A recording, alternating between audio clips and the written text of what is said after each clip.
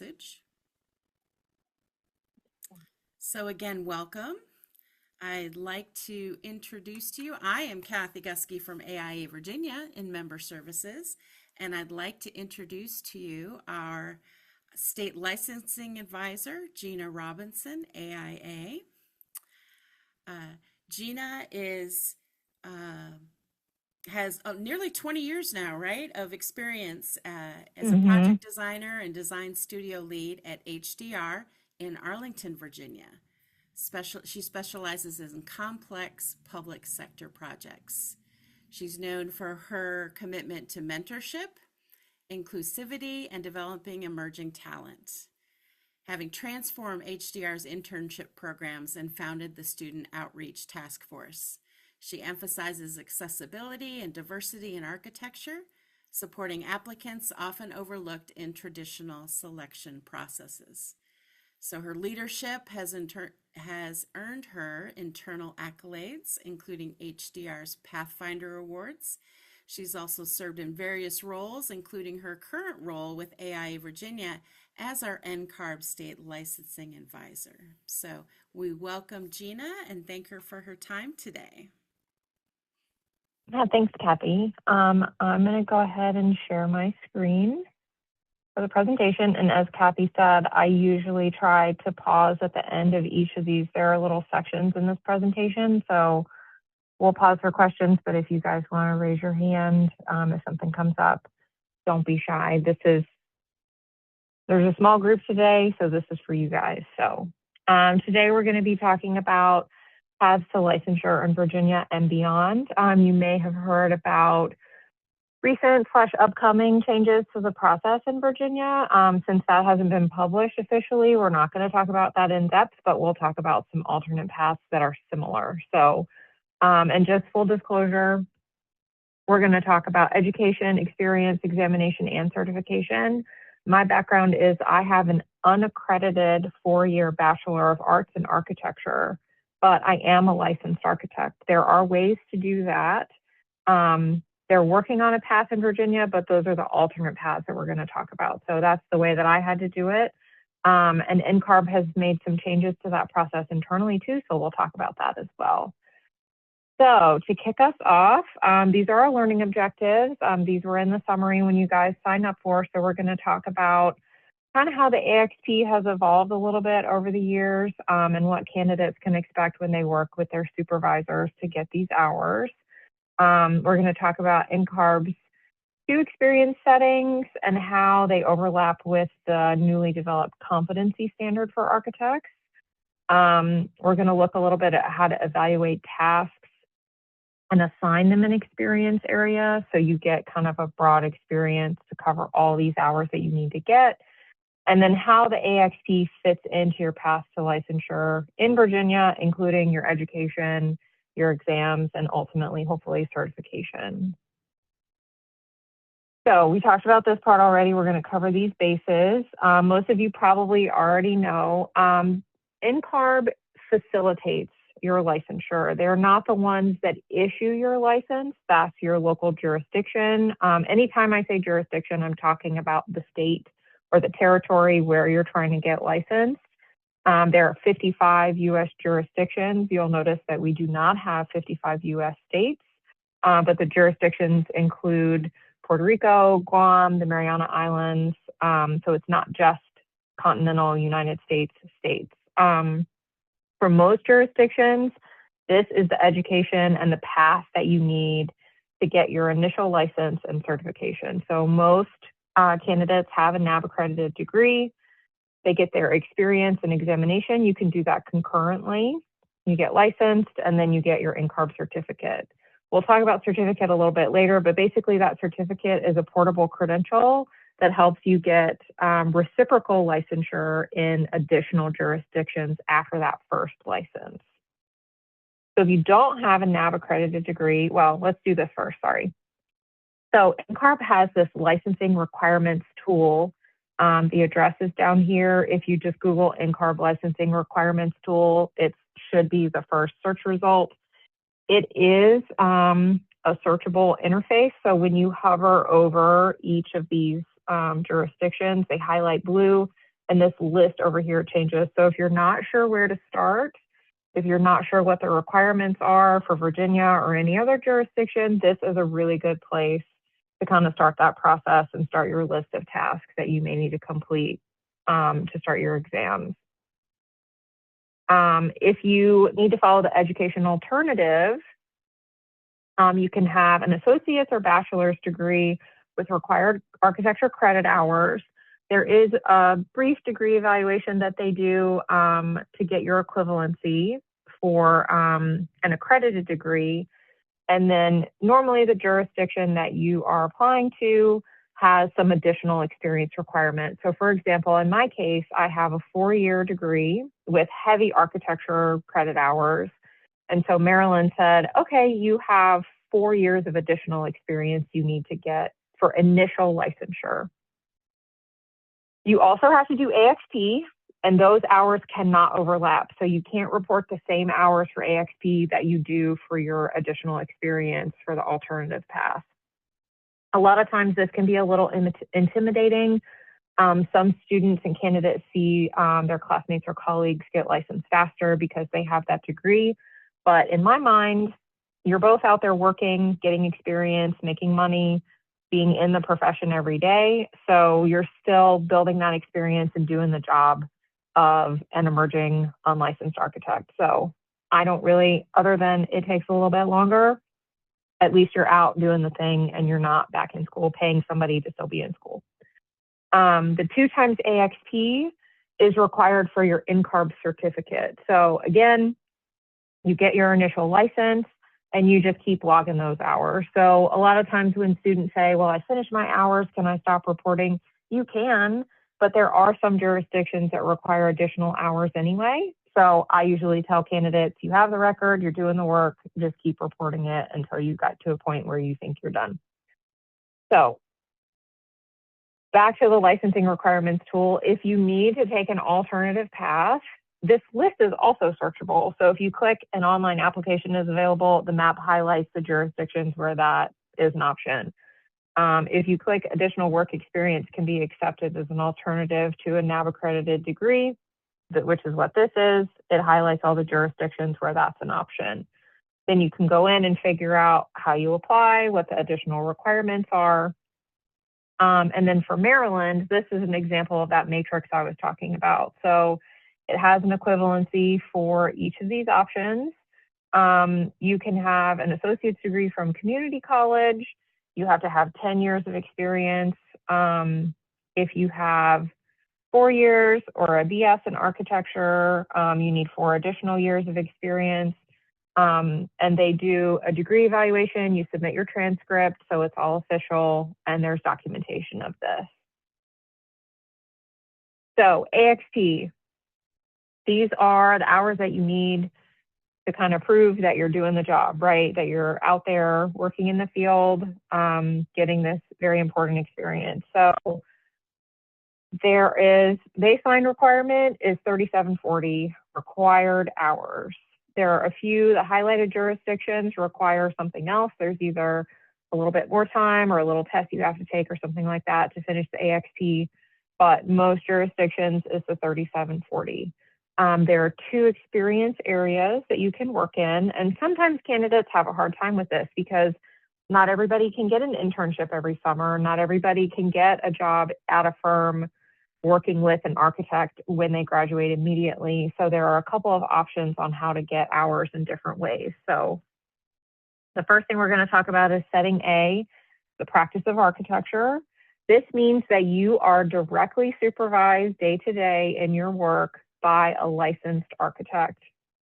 They don't necessarily have to be licensed in that jurisdiction. So if we're working in South Carolina and the architect is licensed in Kentucky, still counts. They're a licensed architect. They supervise your work day to day. They might give you red lines. You might go on site visits with them. There is a minimum of 1,860 hours that you must get regardless under setting A.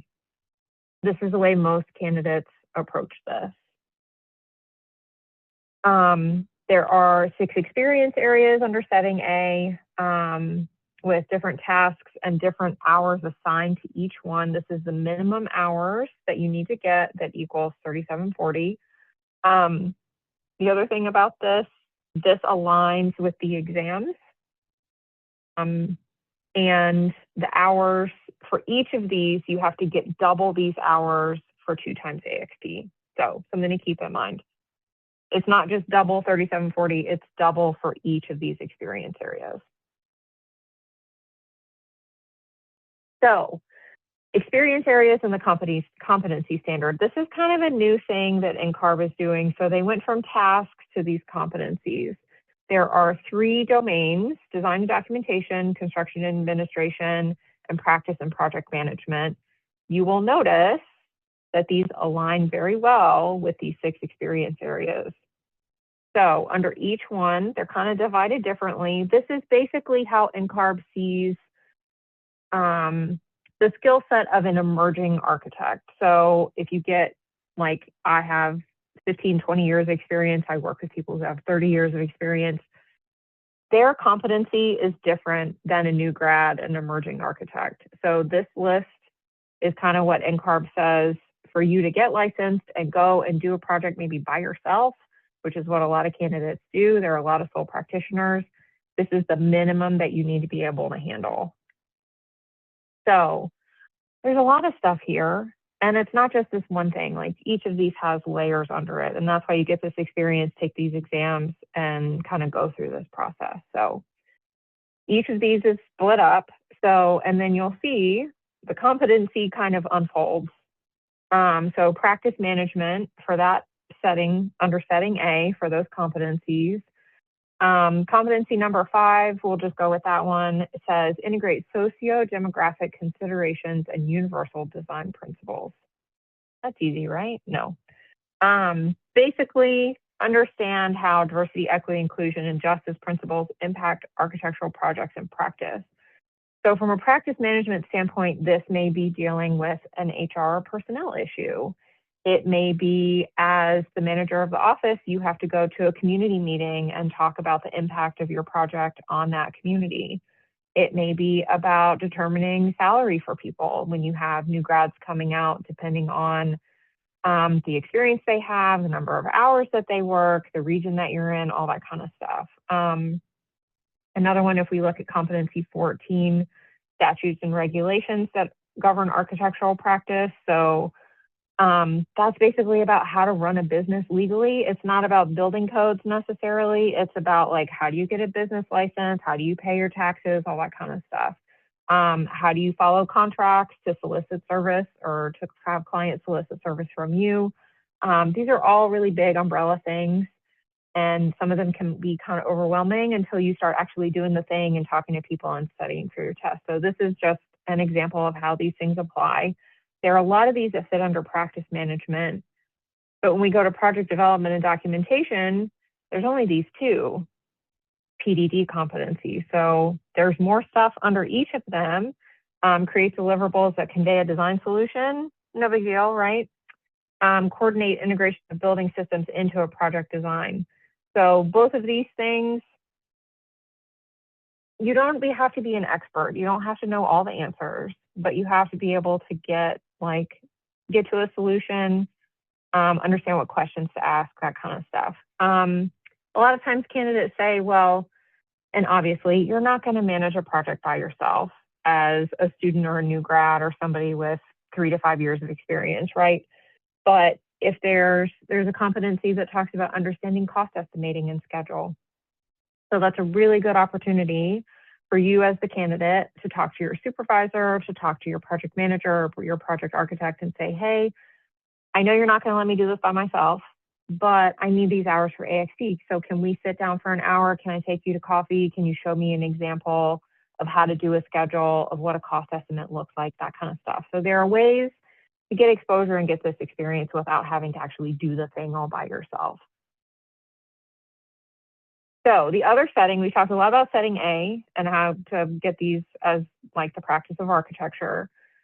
Setting O is the alternate. All these options under here qualify for experience. So If you work for another licensed professional, like an engineer or a landscape architect, you can still get these hours. If you work for a construction company that employs an engineer and you're directly supervised by that PE, you can get these hours. Similarly, it's up to 860 hours. Instead of minimum, it's up to 1,860. You can work in construction. You can do site visits with your mentor. It's up to 40 hours for that one. You can do design competitions. Each of these in the AXP guidelines has a link, and it takes you to a paragraph that explains like how to actually do this thing. So for design competitions and community-based design collaboratives, those have to be pre-approved by NCARB in order for your hours to count. It's a little form you fill out online. Somebody reviews it and says yes or no.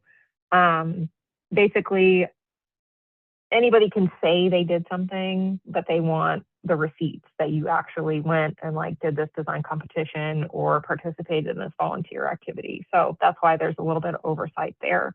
But these are a lot of options. It's really good for students, or like I said, if you have a summer where you don't get an internship in an architecture firm, there are other ways to still kind of make a dent in these AXP hours. So reporting requirements. You do need an NCARB account. Right now, it costs $85 a year for an unlicensed candidate to maintain your record. You sign up and you renew it the same month every year. They send you a little reminder. They changed this recently. So if you've been part of this and this looks new to you, that's because it is. I won't say what it used to be. Right now, you get 100% credit for any hours worked in the past 12 months. So if you just started your internship like 2 weeks ago or this week, and you have hours you didn't report from last July, guess what? You can still report those. If you're still in touch with that supervisor, you can still report those hours and get credit. Anything more than 12 months ago to infinity in the past, basically, you can get 75% credit for. I think this change is to help professionals who maybe have been affected by the economy or having lost projects or having not been able to get a job in a firm or having taken a life break, like you leave and go on maternity leave or paternity leave and have kids, or you want to try another career and come back. Totally cool. It's more of an approachable option now to still get licensed. Before, I think it was 5 years that you could report this credit. And then later than 5 years, it's gone forever. This, I think, gives candidates a lot more flexibility to get these hours and to kind of clear that hurdle. So this is meant to help, and it, I think, has helped a lot of candidates. They also, when we talk about exams, there used to be a rolling clock. So your exams were good for 5 years. If you pass an exam 8 years ago, you lose that pass and you have to retake that test. There's no rolling clock anymore. A lot of jurisdictions for the exams, you have to kind of renew your eligibility to take the test, but you don't lose exams that you've already taken and passed. So that was another really positive change that NCARB has made, I think, in the past 2 years. So back to experience. In order to get this experience, like I said, you need a licensed architect to supervise you. That means that you submit these hours in your AXP portal online in your NCARB record, and it goes to your supervisor for them to approve. So they may have questions about, looks like you have a lot of project management hours in here. What kind of stuff are you doing? If you're meeting with your supervisor often and talking about these regularly, they shouldn't have a lot of questions. When I'm doing my hours, I usually put a little note in there that say like all my PCM hours are for these tasks or this project or stuff, and it kind of helps clarify. And then it helps for my note keeping, just because you can go back and see each of these submissions in your record. It also is helpful just because a lot of supervisors have been out of this for a while. They did AXP a long time ago. They might not remember the framework, and the framework is changing.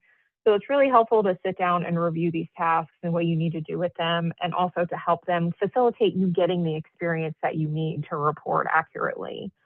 It helps you stay on track, especially if you are a person who is really motivated and sets goals every year and says, I want to get this many things done or whatever in a year. It helps you kind of stay on track with that.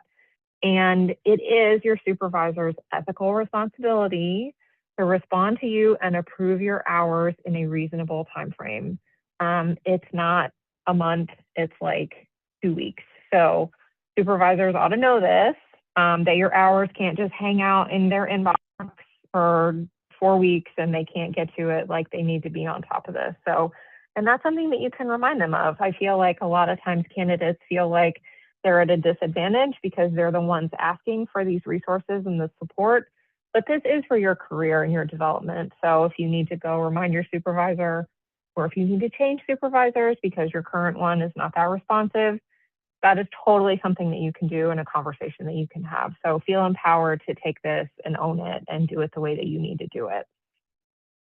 So AXP guidelines, little website down here. Again, if you Google NCARB AXP guidelines, this PDF comes up. It's very helpful.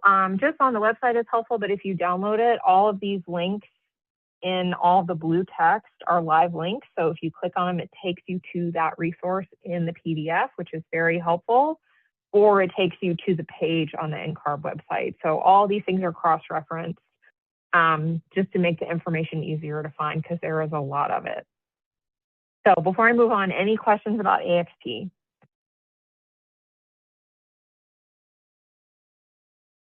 All right, hearing none, we're going to go to exams. All right, we are in ARE 5.0. You've probably heard about previous exam formats. Don't worry about those. We don't have to take them anymore. This is 5.0. So there's 6 exams. Before you do anything exam related, you have to establish your exam eligibility. This basically is another way that NCARB facilitates the licensure process. You go in your NCARB record, and under your testing jurisdiction, you pick where you want to get licensed. It's not tied to where you live. Some jurisdictions, like Tennessee, for example, I think they want you to be a resident of Tennessee in order to sit for the exams for the Tennessee license. Most jurisdictions, they don't care where you live. You can live anywhere. You could live in Virginia and get licensed in Alaska. Nobody's going to have a problem with that. So when you go on here and you click on your jurisdiction in the licensing requirements tool, it will tell you all the things that you need to do to establish eligibility. Basically what happens is you go and say, I want to get licensed in Virginia. You make that statement in your NCARB record. You pick Virginia in the pull down and hit submit. NCARB then calls Virginia or sends them an email and says, hey, Kathy wants to get licensed in Virginia. Virginia says, all right, we haven't seen her paper application. So then Kathy has to go and submit the paper application. I always recommend that students call the jurisdiction and check in and say, hey, I established my eligibility and I submitted my application. Am I showing up in the database? Am I showing up on your list? And they'll say yes or no, or let me go find you. Sometimes the wires get crossed. Sometimes, you know, you submit something and they haven't gotten it yet. Most of this stuff is online, so it can happen pretty quickly. But if it's, I always say it's better to just check in and see how it goes. And then you've had a conversation with the person. You can ask any questions that come up. I think it's always better to confirm. Because then when you go back in your record and you start to try to schedule your exams and it doesn't work, you have to go do that anyway. So always good to take that proactive step to establish your eligibility. This is how it shows up in your record. So your jurisdiction, mine just happened to be Maryland. Yours could be anywhere. It shows up at the top of this page that talks about your experience type, your jurisdiction, your exam process.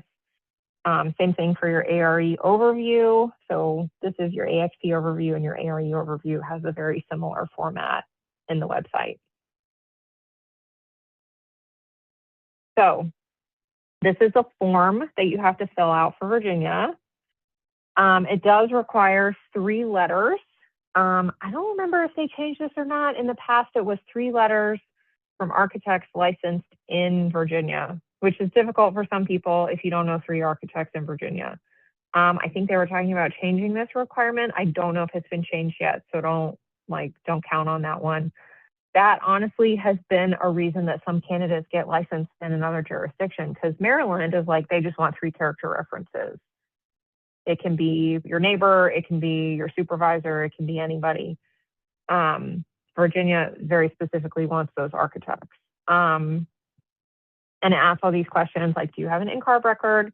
Are you applying because you're taking your exams the first time? Or are you applying for reciprocity? All that kind of stuff. So this is the form you fill out and submit online, and then call them and be like, hey, I submitted my form. Did you get it?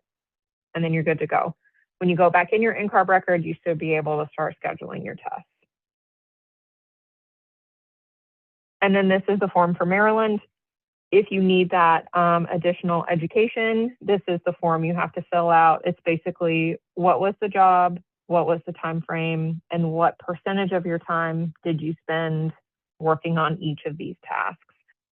There also is an experience record certificate that somebody has to sign and say, yes, you worked these hours. It's a little, like I said, it's a little more work to do this alternative path, but it does work, and it does result in you being a licensed architect in the end. So the divisions themselves. So now that we've established eligibility, we've submitted all our forms, we can start actually worrying about these tests. There are 6 divisions, and they line up perfectly with those 6 experience areas for AXP. Each test is a little bit different. 2 of them, 3 of them, 4 of them are shorter. The 2 long ones, PPD and PDD, are the more technical exams. There is the total appointment time, the test duration, and then you're allowed a break. Not everybody takes their break. Some people really like their break. Some people take a couple of breaks. The thing to remember about the breaks, though, is in your list of 65 or 100 questions, if you have seen a question and not answered it and gone to take a break, you can't go back and answer that question. If you've seen a question and answered it, great. You can't go back and change your answer. All the questions that you've already opened before break time get locked down. They don't want people going and checking their flashcards and calling a friend and doing all that stuff and changing their answer. I think that's why some candidates just don't take the break. They skip it and they just power through. I think it depends on your test style and how you want to approach it. And we'll talk about some ways to figure that out here in a minute. So these are the 6 exams. If you go on NCARB's website, they have a little description and a video for each one, and they'll talk about these objectives for each test. The objectives are not in order. It's just the things that they want you to know and understand in order to answer these questions.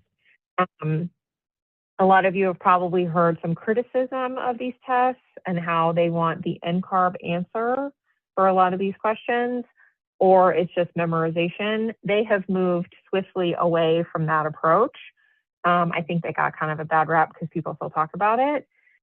Now the questions are more, and I don't remember if I have a slide, so I'm just going to talk about it. They have 2 question types: understand and apply, and analyze and evaluate. So basically, you study all this information and you get the basis of knowledge to answer these questions.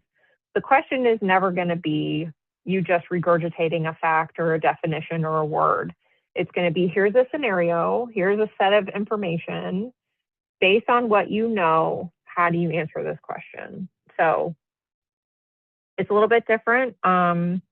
It's not just, like I said, memorizing things and spitting them back out.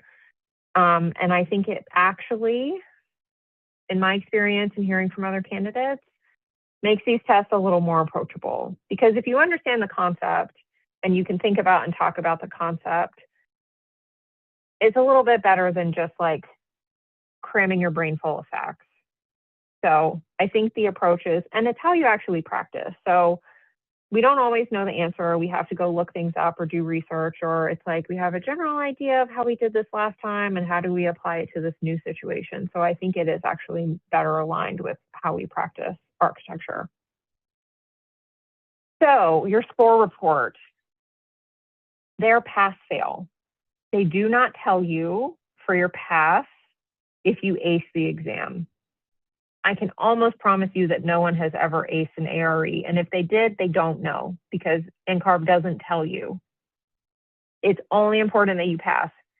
You can get 100% right, or you can pass it by 1 question, all the same. So don't fret about how much you pass by. Just if you pass, you pass. if you do get a fail report, so I took all 6 tests. I took 3 tests a week for 2 weeks, and I had to retake 1, which is like pretty good odds, right? So I do have an example fail score report. It tells you each section of those focus areas. So content area 1 through 4, each has different number of content areas, and it tells you your percent correct, and then the passing candidate's percent correct, and then you compare like how did you do. This practice ride delivery of services and risk and development of practice, I did not do great on for this test compared to the passing candidates. It gives you your scaled score, and some testing services have like a little calculator that tells you how many questions you failed by. So was it 5, was it 3? And then kind of how to balance your study time for your retake. A lot of times in my experience in talking to other candidates, you know this stuff. You just had a bad day. Like it didn't work out. So when I study for my retake, it was a little bit frustrating because I'm going through the material and I'm like, I know all this stuff already. This was my first test. I hadn't taken a standardized test probably in 18 years. So I think I kind of freaked out for this one. But having this information helps you prepare for your retake. Like I said, the pass, you pass, don't worry about it, move on. Let's go to the next test, right? If you do fail, you have to wait 60 days until you can retake it, and you can retake an exam 3 times in a 12-month period. So they don't want you to take the test and study for a week and then come back and take it the next week. They want to give you some buffer. And then each test that you take, there are different forms of the exam. So you won't ever get the same test twice. So sometimes you'll get a smattering of the same questions, but it will not be word for word, question by question, the same test. So fortunately, this sounds like a lot, but there are lots of resources to do this. So there's Ballast, there's Amber Books, there's Black Spectacles, all these study programs that you can pay for. Hopefully your firm will support you in this. NCARB has 3 full-length scored practice exams on their website. You have to be exam eligible to access them. There is a PDF of like the overall exam that you can just flip through, but it uses the exact same interface. It uses the exact same question format. It has a little whiteboard. It has the timer at the top so you can time yourself. It's all the same stuff as the actual test. So it gives you a feel for the timing, for what the list of questions looks like. I also did mention we were talking about the number of items on the test. All of the exams have a series of multiple choice, and then at the end, separately, there's a case study. So there are resources, there are PDFs and images in each of those case studies that help you answer the question. So you might get one about building code, like egress distance, and you might get the life safety drawing or something that gives you some information that you have to go find. So when I'm talking about how these exams mirror practice, that's one of the big things is the case studies give you resources and ask you questions. The other thing, you will get questions about building code. You will get questions about kind of technical things. If there's a code question, they put the code excerpt in the question for you. So you need to read and understand the building code and know how to interpret it, but you do not have to memorize the building code. So that is a big plus. Again, more application, less memorization. So it looks like we have some stuff in the chat. Kathy, do I need to pause for questions? You do not. I've been posting links Okay. to your licensing tool, and then I posted, Aiden wrote a newsletter article on experience setting O. Is it O or 0? I'm not an architect, so. Oh, yeah. Oh. So I put a link to that, and then I just put our Amber Book discounted subscription offer in there also. Nice. Yeah, those are all great resources. Thank you, Kathy. All right. So again, NCARB has lots of resources. The ARE guidelines is very similar to the AXP guidelines. It's a searchable PDF. All these are live linked and everything is in there. And then of course, NCARB has customer service department. You fill out the form on the website and submit it, and somebody will email or call you to answer questions. I know candidates in, it seems like Northern Virginia have a pretty decent time with scheduling their exams. I know some jurisdictions don't have many testing centers. They have limited number of testing seats, so it can be hard for students to schedule or candidates to schedule their tests. But I think Northern Virginia, DC, Maryland, I think we have pretty good options there. I have heard stories of students, they schedule an exam and they show up and there's no record. If that happens, it sucks because you're ready to take that test that day. Like you've prepared, you're ready to go, and it kind of will put a hiccup in your momentum. NCARB is really responsive. You won't lose that seat. You know, you'll get a credit for it. You'll get to reschedule. Like I said, it messes with your process, but they are very responsive and understanding because technology, like things happen, things don't always go the way that you plan. So I do think I had some stuff in here about cancellation policy and all that kind of stuff. So you used to be able to cancel infinity times for free, but I think now because NCARB has heard some jurisdictions are having issues with seats and availability, you can reschedule the first time for free. The second time it's $100, and then that reschedule fee goes up each time you reschedule. It's also, I know, like, I had a lot of test anxiety. I didn't think I would ever be ready to take these exams. You're more ready than you think you are, honestly. Like, if you're a nervous test taker, you're never going to think that you're ready to take this test, and you're always going to want to reschedule it. So I think that financial incentive also kind of helps you just like get your butt in the seat and take that test and give it a shot. So, all right, any questions about exams before I move on to certification? I think we're making pretty good time, Kathy, too. Excellent. Hope All there's right, so lots of questions certification. percolating. Yeah, we'll see. So certification, this is what happens after you get licensed. If you have a NAB accredited degree, you go through this process, and when you submit your initial license and your NCARB record, you basically get an email automatically that says, congratulations, you have your NCARB certificate. I mentioned this before, basically that's like your cover letter. So when you apply for reciprocity, so if I got licensed in Maryland first and I want to get licensed in Virginia or Pennsylvania, basically NCARB, this certificate is like, she's qualified for this license. It makes the process a lot easier. There's a lot less documentation that you have to do along with that application. It's basically your credential to get that reciprocal license. If you don't have the NAB accredited degree, like we said, you have to do 2 times AXP to make super sure that you have all this experience that you need. There used to be a waiting period of 3 years. They don't make you do that anymore. So as soon as you finish that 2 times AXP, you submit it, and they turn around and you get your certificate. There is a process, I believe,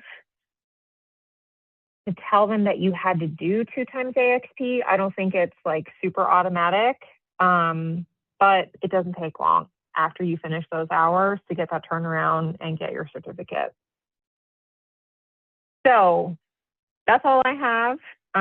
It makes it sound really easy and straightforward. It's not for everybody. It's a lot of paperwork. It's a lot of preparation. It's a lot of feeling like you're jumping through hoops and paying money for stuff that you like, you know, you have to do, but it's hard.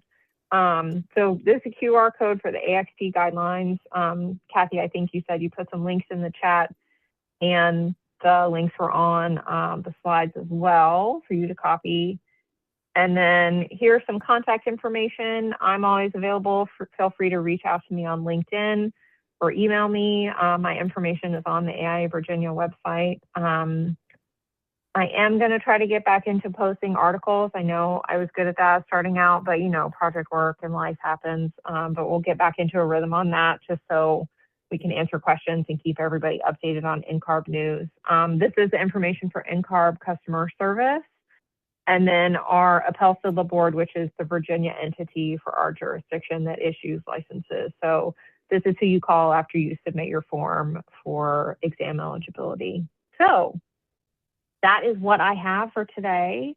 It looks like we have some time left over if we have questions, but if we don't, we can go ahead and wrap up, depending on what we need to do. So that's it.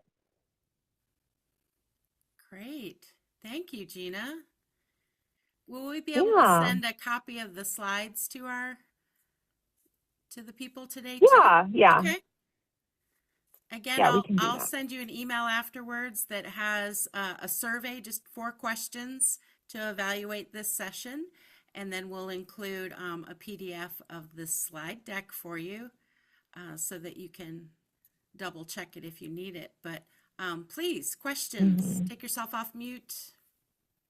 I have a question about the X points. You mentioned there were different kind of sections to get those hours. Hmm. Which ones did you find the hardest to get hours with? Oh, for these, yeah, for the experience areas. Right, Let's go back right. to this. I think I and most candidates have not problems.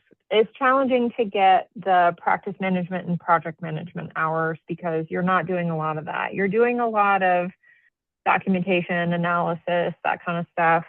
Even some candidates, depending on their project that they're assigned to, they get their CE hours really easily because they're put on a construction project, on a CA project, and they can catch up with those. Some candidates have a problem with that, especially if they work at a larger firm with larger projects that take longer to go into construction.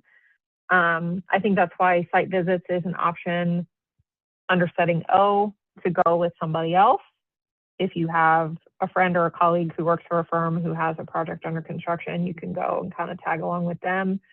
For practice management and project management, a lot of those things, like I was saying, if you know you need to understand contracts or scheduling or work planning, that's a conversation to have with your project architect or project manager and say, hey, can you teach me about this? Can you show me an example? There are a lot of study resources for stuff like that, but sometimes it's more effective to do it yourself and to like go through it on your own. Sometimes if your office has like a committee or a volunteer opportunity within the office, like I know here at HDR, we have a bunch of different volunteer committees. They each have a budget, they each plan events, stuff like that. So that could help you as well. If you're managing other people and delegating to do something like that, I think that can help.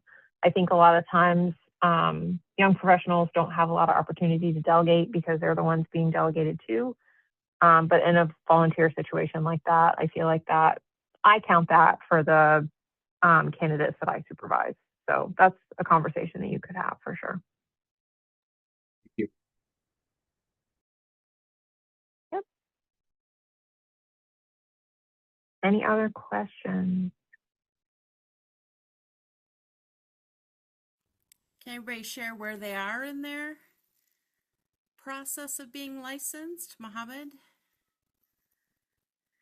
I'm still a student. This is my Yeah. third internship, and I have not recorded my hours from last summer or the summer before that. So it's good to know that even the ones that are in 12 months or prior, it still gets at 5%. Yeah. So Yeah. and I believe last time I checked, about a year and a half ago, the price of kind of XP hours, them was about $100. And you just mentioned it's 75, so it has lowered, which is also, I suppose, better. I think Uh, I can double check this and follow up. It may be 100 to establish your record and then $85 Oh, I after see. that, $85 a Okay. year after that. There is a whole thing with the fee structure on the website that you can check, but I can look into that also. It used to be they would let you establish your record for $350 for 3 years, but I think they realized that students and new graduates don't have $350 to spend on their NCARB record, so they changed that structure, which is $100 isn't nothing, but it's better than almost $400. So I think they took that under advisement, which is helpful.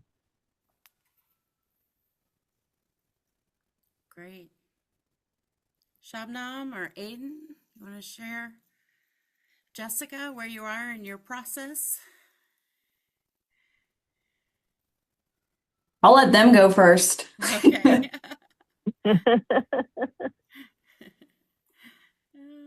Well, and if you don't want to talk and you want to put it in the chat, that's fine Yeah, too. absolutely. If you're eating your lunch, that's perfectly acceptable. Yeah. Aiden, go for it. Well, I guess to layer in, I guess I have 24 hours of CE left, Okay. and I Yeah. have my fourth test scheduled next week. So I Okay. passed three. Nice. Nice. How do you feel about it? You feel like you got your momentum and you're chugging along? You mean like for taking the exams? I think so. Mm-hmm. I it's always like I honestly feel like when I took practice management, I found that one surprisingly challenging. That one was shockingly Mm-hmm. challenging to me. I thought that was going to be the easiest test. I was sorely wrong. Other people might disagree with me. I mean, I've only taken three. I've got programming and analysis next. I'm a little bit concerned about that one. So if anybody has any tips or how they felt about that exam, I'm open to hearing about it. I've heard conflicting things about it. Yeah. Yeah. I think it depends on what kind of experience you had. So practice management is the one that I had to retake. I forgot how to read English for that test. Like every question I read, I was like, what are they like, what does this even Right. mean? Mm-hmm. Yeah. It is very legalese, contract heavy. It was my first test, and it is most people's first test because it's first in that list. Yeah. And I think the pass rate, it's the lowest pass rate. I think it's like 40 something percent on the first try. And I think it's because it's often people's first test. It's something candidates Mm-hmm. don't have a lot of experience with. The questions are really tough. I'm actually volunteering for the item writing committee this summer. And I usually volunteer to write for PA because that's my favorite one. But I think this year I'm going to volunteer for PCM because I think that one, I think it's like a little bit of a brain teaser. Mm-hmm. Actually, this is going to sound insane, Aiden. I kind of enjoyed the PA exam. Okay. Like, I think I finished it in like an hour. It was No crazy. way. Yeah. There is some calculation that you have to, like, there's a little bit of math. But it's like, it's the adjacency diagrams. It's that kind of like high level stuff. And I think I probably enjoyed it because it's a lot of what I've done at work. And it's kind of where I'm most comfortable as an architect is like the planning, like big picture stuff. But yeah, that, and then PA, PPD, and PDD are kind of like building on each other. So you'll get some PA on PPD and some PPD on PDD and some CE in there too. You might get some contract stuff. Mm-hmm. So I think taking those in sequence is helpful for a lot of candidates too, just to kind of like go through that progression. So yeah, Mm-hmm. I thought, well, the funny thing, I took PCM first and PJM the next day. And like, I knew I didn't pass practice management. And then project management, it wasn't easy, but it was better. And so I'm going through these questions and I'm like, this is a joke. Like they gave me the wrong test. This can't be right. But I don't know. I just worded differently or I got a better exam form or something. I don't know. But yeah. Yeah. I mean, I found project management to be way easier than practice, honestly, Yeah. for me. Yeah. So I'm here with you. Yeah. Well, good luck on PA. I hope it's it won't be fun, but I hope it's not like as stressful. Well, I'll reframe my It's mindset. I still a used to test, love doing right? puzzle games, so I'll reframe my mind for that. There you go. Yeah, that could work. Good. Jessica says she's having issues with her mic. So she's finished her exams and about halfway through AXP hours. Yay! So, yes, round of applause for Jessica. And then she asked, can time volunteering with AIA, like participating in a committee or helping with an event, count towards type O AXP hours? Mm, that's a good, I'd have to look into that. That's a good question. We might have to ask some other licensing advisors because I think there are some activities that may qualify. Um, Jessica, can I follow up on that? Kathy, you got everybody's email addresses, I right? do. Yes. Yes. Okay. So I will I'll say, take a snip of that question. Yeah. Sorry, go ahead, Aiden. I was just gonna say, I know from somebody in my ELA class, they from Coastal Virginia, they participated in that pop-up park and they were able to get CE hours for that. Okay. Yeah. I guess I'm wondering if there's some crossover with like project management or practice management that we could find for the AI volunteering. But let me see what I can find out, Jessica. I'll reach out to the broader network. Yeah. Great question. It's a good question. Yeah. Yeah. You're very welcome, Jessica. I'm so glad you joined us. Any other questions, Yeah. thoughts, comments?